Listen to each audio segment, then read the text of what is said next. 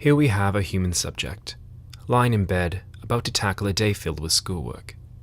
Over the past few months, Tessa has become increasingly aware of how digital systems are mediating her experience with the surrounding world. She's become weary of the ways in which these systems are operating. Tessa has noticed a lack of control while using these digital tools. But what Tessa is unaware of is that most of her feelings of unease have been brought on by the algorithmic functions of these digital technologies. Throughout this short documentary, we will follow Tessa around and highlight a few key points at which she interacts with algorithms within digital platforms and services. The use of algorithms has become widespread alongside the rise of digital technology, and this isn't necessarily a bad thing, as they are meant to simplify processes. They can be used to organize data, make calculations, and essentially make things easier for humans. They have an input, a command, that is then met with an output. Throughout the rest of this documentary, think of how the algorithms that are featured can lead to a watering down of culture and impact human autonomy and perception. To think of Mr. McLuhan, if these media are an extension of ourselves, then how do these media, these extensions, determine how we act, think, and perceive?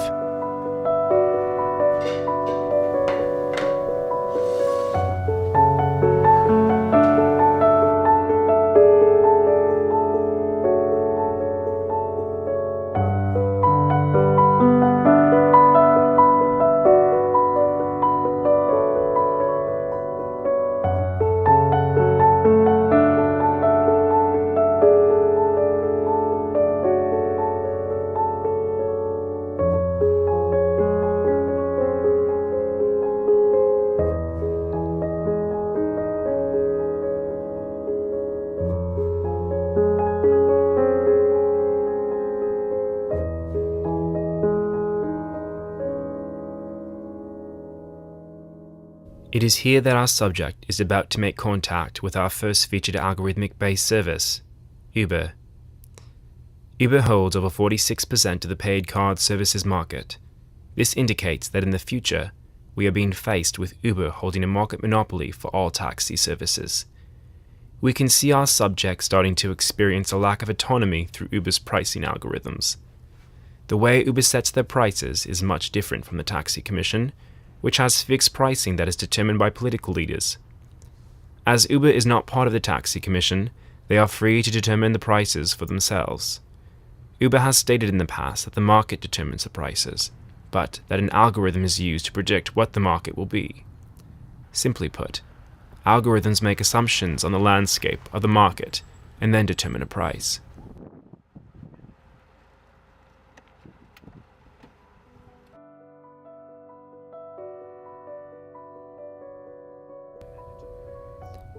Our subject seems to be struggling with Uber's surge pricing function. During surge periods, prices for rides will rise during peak times or if there's not as many Uber drivers available on the road. If Uber gains a monopoly within the taxi industry, pricing will be beyond our control and choice and set by an external source, also known as Uber's algorithm.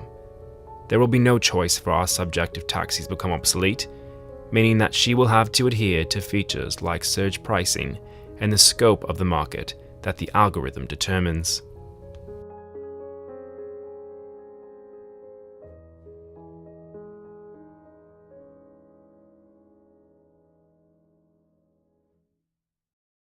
And so Tessa has arrived at the library to tackle her schoolwork. But before getting to work, she will watch Netflix to procrastinate. And so, this brings us to our second featured algorithmic-based service, Netflix.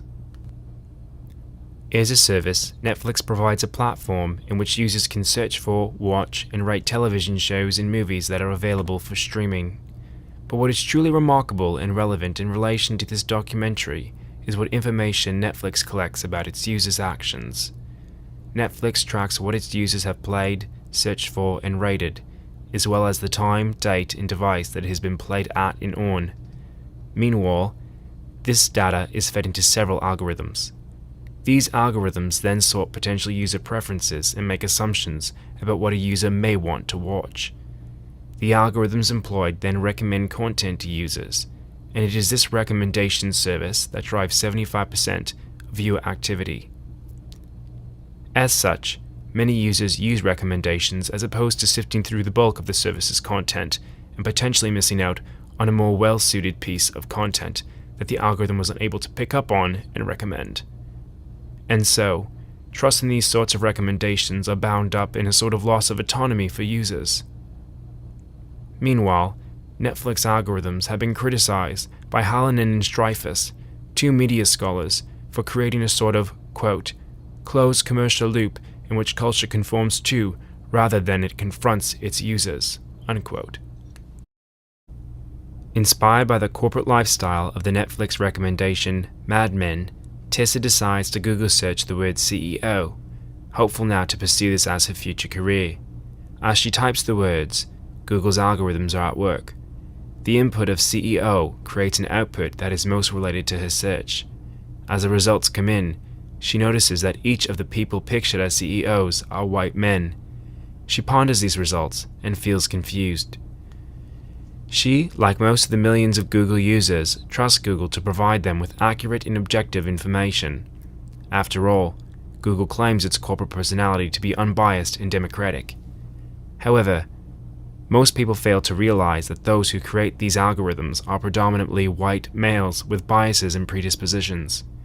Although Google claims neutrality in their search results, one quick search of CEO exhibits the gender and racial partiality that exists in these results. This poses a serious threat to Google users because it lends the illusion of objectivity. Meanwhile, their perceptions are being shaped by the representations displayed in the results. This manipulation of perception in relation to Tessa's search brings on feelings of confusion and discontent. She sees that the results of her search do not represent her at all, and she internalizes this inequality as a truth. And so, Tessa has had it with all of these algorithms and is determined to find something for herself, a book, without the use of an algorithmic-based recommendation. She wanders off to find something for herself, a piece of culture, and that of her own choosing.